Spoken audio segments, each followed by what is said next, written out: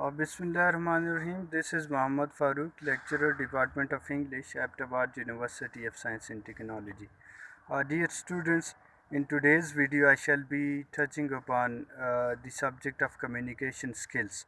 So, starting from the definition of communication, the word communication has been derived from a Latin word, and the word is communer, that means share or exchange. So it means that communication means to share ideas, to exchange thought. In broader sense, we may say that we have different ideas, we have different notions, we have different that thoughts and information, and if we want to share that information, idea, or notion to other people, and someone is there with whom we are going to share this process, is known to be communication. So communication is not a single way process, it is not a one way process, rather it's a two-way process, it's a two-way traffic in which one is sender, the other is a receiver, one may be a speaker and the other may be listener. Similarly, one may be addresser, the other may be addressee. One may be writer, the other may be that reader. So this is a two-way process, and it is very much important for a successful communication that at both ends, I mean from the end of receiver, from the end of sender, from the end of writer and reader, the process of communication must be accomplished efficiently and effectively. Otherwise, there would be undesirable consequences of communication, or rather, there would be undesirable, unsuccessful communication. So, this is what communication.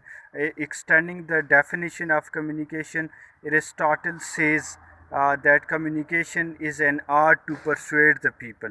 So what does it mean? That for example, we are in market, we communicate at different places, we communicate with our students, we do communicate in market, we do communicate in social settings. According to Aristotle, communication is a way, it is an art to persuade the people, and to persuade them mentally. So, the more we would be courteous, the more we would be effective to our listener. So, we must observe 7 C's principles of effective communication, and they are very much helpful in order to make the process of communication successful, such as the elements of the courtesy, the element of correctness, the element of concreteness, the element of conciseness, and similarly that the element of that clarity. These are those elements which make our communication effective one. So it is very much important to be an effective that speaker, or that writer. We must observe all these principles of effective communication. Further, communication is very much important, it's a significant thing, because without communication we cannot exist in this world, on this earth, because we, after all, we are human being, and we have some needs and we have some desires, and that we are dependent upon other people and they are dependent upon us. So we ask for them, we ask for explanation, we ask them for to solve the problem, we ask them for our needs, and we try to know their wishes and their desires and so on and so forth. So this is what that through the this is taken through the help of communication. Further, communication works as a bridge between and among nations. That people, they are from different backgrounds, they are from different nations, they are from different races, so they have different languages. So we cannot know about them and they cannot know about us until and unless that we do communicate, and we select for this purpose a common language in order to interact with the people. So it is very much important that we must be an effective communicator. That while taking particular example in the classroom, if a teacher would be efficient communicator, he or she would be that successful at delivering the lecture, delivering the knowledge, transforming the knowledge to students. And similarly, on the part of students, they must also be effective communicator to convey their ideas, whether in oral examination or in written examination. So this is very much important.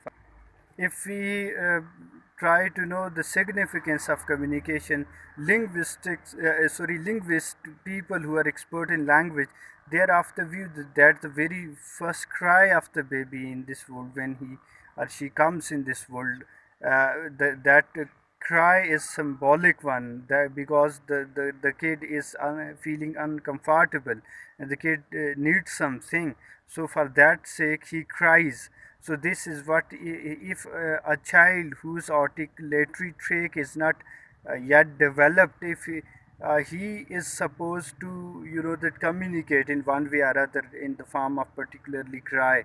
So if that kid is, not exempted, so who we are to be exempted, who are grown up people, who are living in the society, who are dependent upon other people, who have businesses to do other people, who are supposed to communicate their values, thought, and so on and so forth.